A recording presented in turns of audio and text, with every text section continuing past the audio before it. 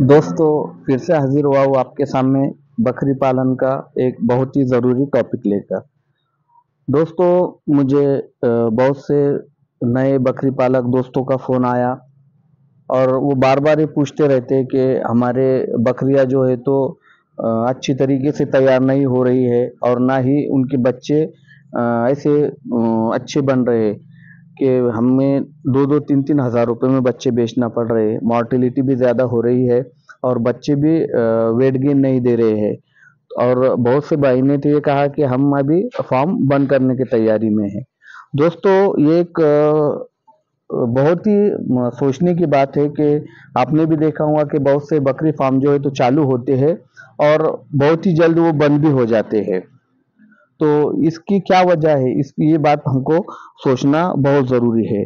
दोस्तों, मेरे हिसाब से इसमें जो हम सबसे बड़ी गलती कर लेते हैं कि हम बकरी खरीदने में गलती कर देते हैं। क्योंकि अक्सर हम जो बकरियां पाल रहे हैं, ये हम स्टॉल फीडिंग पे यानी कि एक जगह पे उनको चारा पानी कर रहे हैं। तो जब हम दोस्तों बकरियां जब खरीदते हैं तो हम उसमें एक ही गलती कर देते हैं कि हम जो बाहर चरने वाली बकरियां हैं उनको हम खरीदते हैं और फिर उनको हम स्टॉल फीडिंग पे रखते हैं, जो कि हमारे लिए बहुत ही गलत साबित होता है। क्योंकि दोस्तों बकरियां जो बाहर जंगल में चरने के लिए जाती है, उनको स्टॉल फीडिंग पर रखना तो उनको सेट होने में बहुत ज्यादा वक्त लग जाता है। तो उसका नुकसान ये होता है दोस्तों कि बकरियां हमारी तबीयत में बहुत खराब होती जाती है और जो उनसे जो होने वाला प्रोडक्शन है, जो बच्चे हमको मिलने वाले हैं, वो बहुत ही खराब होते हैं। यहाँ तक कि उनकी मॉर्टेलिटी भी ज्यादा होती है और हमें जैसा वेट गेन चाहिए उस तरह से वेट गेन भी नहीं मिलता। दोस्तों, जब भी हम बकरी पालन करते हैं, चाहे वो कटिंग मार्केट हो या ब्रीडिंग मार्केट हो, तो हमें जो उससे इनकम होने वाला होता है, जो पैसा हमें मिलने वाला होता है, वो हमें बच्चों से मिलने वाला होता है। वही अगर हमारे बकरी के बच्चे अगर सही तरीके से वेट गेन नहीं दे और उनकी ज्यादा मोर्टेलिटी हुई, तो दोस्तों 100% हमारा फार्म जो है तो नुकसान में आने वाला है। तो इस चीज पर हमको ज्यादा ख्याल रखना है और इसकी वजह ढूंढना है दोस्तों। तो हमें जब भी बकरी जब खरीदी करना है तो हम ये गलती ना करें कि हम जो है तो बाहर चरने वाली बकरियां खरीदे, ताकि हमें स्टॉल फीडिंग पे उनको सेट करने में ज्यादा दिक्कत ना हो।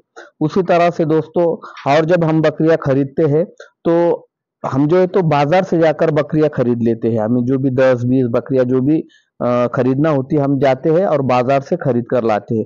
अभी दोस्तों, बाजार से बकरियां खरीदने में जो नुकसान होता है, तो वो ये होता है कि बाजार में बहुत सी बकरियां होती है। कोई बकरियां बीमार होती है, कोई बकरियां अच्छी भी होती है, कोई बकरियां बीमार भी होती है और अक्सर बीमार बकरियां ही बाजार में बिकने के लिए आती है। क्योंकि अगर हम हमारा खुद पर भी सोचे, अगर हमारे फार्म पे अगर कोई वायरल इन्फेक्शन आ गया, यानी कि पीपीआर जैसा, एफएमडी जैसा अगर कोई बीमारी आ गई और हमारे बकरियों की मॉर्टेलिटी हो रही, तो हमारे लिए एक ही ऑप्शन रहता है कि हम बकरियां लेकर बाजार में बेच दे, ताकि ये जो मॉर्टेलिटी होंगी इससे हम बच जाएंगे। तो दोस्तों, उसी तरह जो है तो बाजार में जो है तो बीमार बकरियां भी बहुत सी आती है। अब खरीदते वक्त हम हो सके तो हम वो बीमार बकरी भी खरीद ले, या फिर भले हम जो बकरियां खरीद रहे हैं वो तंदुरुस्त हो, अच्छी हो, लेकिन ये जो बीमारियां होती है, पीपीआर होगा, एफएमडी होगा, तो ये बीमारी एक दूसरे से फैलने वाली बीमारी होती है। यानी एक बकरी को अगर हुई तो उसके कांटेक्ट में आने के बाद दूसरे बकरी को भी ऐसा कि पूरे बाड़े में वो बकरी बीमारी फैल जाती है। तो दोस्तों, हो सकता है कि हम उनसे कांटेक्ट में आई हुई बकरी खरीद ले और जब हम वो बकरियां अपने बाड़े में लाते हैं, अपने फार्म पे लाते हैं, तो जो हमारी पहली जो अच्छी बकरियां थी उनको भी बीमारी हो जाती है, जिससे जो है तो और हमारा फार्म नया नया रहता, ना ही हमें बीमारी का पता होता है, ना उसके इलाज का पता होता है। और ये बीमारी ऐसी होती है दोस्तों कि एक बार आने के बाद में हमें ज्यादा से ज्यादा नुकसान होता है। अभी हमारे एक करीबी दोस्त थे, उन्होंने पिछले साल बकरी फार्म चालू किया था। एक ही साथ उन्होंने 40 बकरियां बाजार से खरीदी थी। दोस्तों, 2 महीने के आसपास उनके तकरीबन 28 बकरियां मर गई बीमारी की वजह से और 10 से 12 बकरियां कम से कम 4 से 5 हजार रुपए में वो जो है तो कटिंग के लिए बकरियां वो बेचना पड़ी। उसकी जो है तो लगभग 4-4, 5-5 हजार रुपए कीमत आई, जो कि 15-15, 20-20 हजार रुपए की बकरियां थी। तो दोस्तों, ऐसा भी नुकसान हो जाता है। तो जब भी हम बकरियां खरीदे तो इस चीज का हम ध्यान रखें कि हम जो है तो बीमार बकरियां बिल्कुल ना खरीदे, हो सके तो बाजार से हम बकरी ना खरीदे। क्योंकि दोस्तों जब स्टॉल फीडिंग पे हम बकरी पालन कर रहे हैं तो स्टॉल फीडिंग की ही बकरियां हम खरीदे, कि जो फार्म पे जो सेट हुई बकरियां है वही हम खरीदे। उसी तरह से दोस्तों जो बच्चों की जो मॉर्टेलिटी या बच्चे कमजोर होना या फिर बच्चों का वजन ना बढ़ना, तो इसकी क्या वजह है, तो दोस्तों उसमें एक इनब्रीडिंग का भी मसला हो सकता है कि इनब्रीडिंग की वजह से भी बच्चों की मॉर्टेलिटी भी होती है, और जो है तो बच्चे जो है तो अपाइज भी पैदा हो सकते हैं। उसी तरह से जो है तो दोस्तों बच्चों को वेट गेन बहुत ही कम मिलता है, क्योंकि इन ब्रीडिंग दोस्तों बहुत ही गलत ब्रीडिंग है, जो कि अक्सर बकरी पालन जो नए भाई है उनसे ये गलती हो जाती है। तो दोस्तों ये गलती हमसे ना हो, इसलिए इन ब्रीडिंग किसे कहते हैं, ब्रीडिंग किस तरह से की जाती है, इसके बारे में भी अगर आपको जानकारी हासिल करना है तो मेरे इसी चैनल पे वो सब वीडियो मौजूद है। आपको जितने जरूरी बकरी पालन के लिए जितनी जरूरी चीजें हैं वो सब मेरे इस चैनल पे मौजूद है। इसलिए दोस्तों जो भी नए किसान भाई मेरा ये वीडियो देख रहे हैं तो सबसे पहले तो मेरे चैनल को सब्सक्राइब करें और बेल आइकन के बटन को टच करें, ताकि भविष्य में आने वाले हर वीडियो की नोटिफिकेशन जल्द से जल्द आप तक पहुंचे और आप मेरा कोई भी वीडियो मिस ना कर सके। तो दोस्तों इन ब्रीडिंग का भी जो मसला है उसकी वजह से भी जो है तो बच्चों की मॉर्टेलिटी और बच्चों को वेट गेन वजन कम मिलना ये एक वजह भी हो सकती है। इसलिए जो है तो इसकी भी हम थोड़ी सी जानकारी हासिल कर ले, और जो है दोस्तों हम जो बकरियों की ब्रीडिंग के लिए जो है तो अच्छे क्वालिटी का ही ब्रीडर इस्तेमाल करें, क्योंकि दोस्तों अपना जो मेल होता है बकरियों के अंदर ये जो है तो उन सारे बकरियों का जो है तो राजा होता है, और हमारा ब्रीडर जितना अच्छा होगा उतना अच्छा हमको रिजल्ट देखने को मिलेगा, उतने अच्छे हमको बच्चे जो है तो अपने बकरियों से हमको बच्चे मिलेंगे। और दोस्तों जो है तो आप चाहे तो अलग नस्ल के भी बकरे इस्तेमाल कर सकते हैं, उसमें जो है तो आप अफ्रीकन बोर का मेल भी यूज कर कर एक अच्छा रिजल्ट पा सकते हैं। जो है तो अफ्रीकन बोर के अगर आपको कोई जानकारी चाहिए या फिर मेल फीमेल या जो भी बच्चे या बकरियां चाहिए तो आप हमें भरोसे के साथ कांटेक्ट कर सकते हैं। आपको हम ऑल इंडिया में कहीं पर भी जो है तो अफ्रीकन बोर बकरियां जो है तो अवेलेबल करा के देंगे। उसी तरह दोस्तों डीवर्मिंग यानी कि पेट के कीड़े मारने की जो दवाई होती है वो हम वक्त पे दे, बकरियों को भी दे।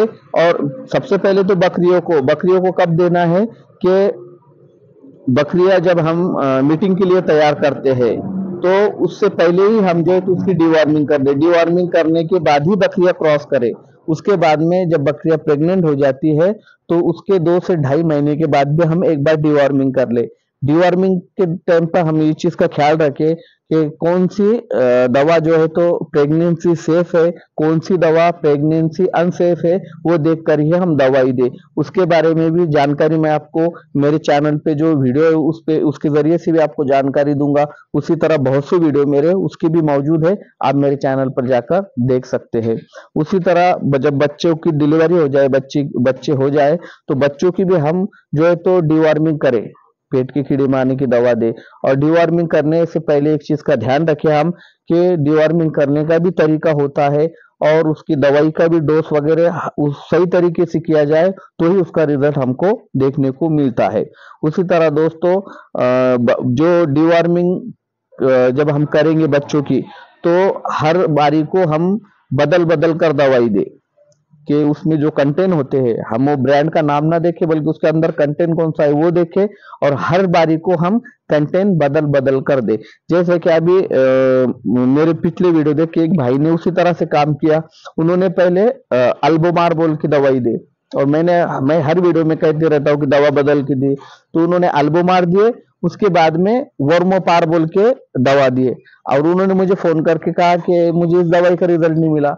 तो दोस्तों अभी असल में उन्होंने गलती क्या कर बैठे कि अल्बोमार में अल्बेंडाजोल होता है, वही वर्मोपार बोल की जो दवा आती है उसमें भी अल्बेंडाजोल ही होता है, सिर्फ ब्रांड नेम चेंज है। तो हम इस चीज पे ख्याल दें कि उसमें कौन सा मतलब कंटेंट है, उस हिसाब से हम दवाई दे, हर बार को हम बदल बदल कर दवाई दे। बच्चों की भी वक्त पे हम डिवर्मिंग करेंगे तो दोस्तों हमको बहुत अच्छा रिजल्ट देखने को मिलेगा। उसी तरह से दोस्तों बकरी पालन के लिए मेडिसिन की भी नॉलेज होना बहुत जरूरी होती है।